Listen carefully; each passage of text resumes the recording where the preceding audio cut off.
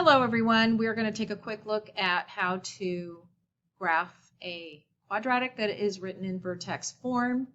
You can see here that we are looking at 2 times the quantity x minus 1 squared minus 4. So let's see where we go with this. So we have here where the value is h is equal to 1 and k is equal to -4, which means that our vertex is going to be 1, 4.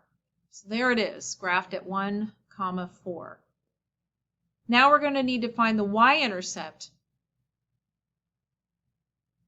Oh, we have to first find the axis of symmetry. That is the line, that vertical line that passes through the vertex point, and that is where x equals 1. That is where x equals 1. That's the line that cuts the graph in half. Now we're going to find our y-intercept, and that's always where x is equal to 0.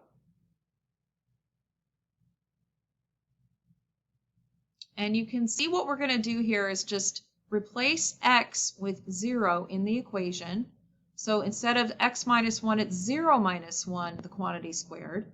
And then we're just going to use the order of operations to find the answer to this.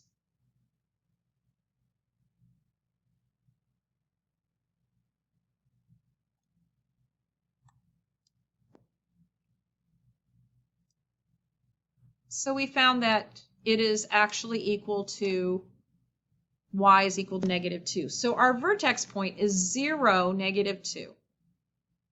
Now in order to find a reflection point, what we want to do is go through or towards the axis of symmetry and then pass to the other side of the axis of symmetry. We're going to double the distance, and so our graph will be complete once we find our reflection point, and in this case that is 2, -2.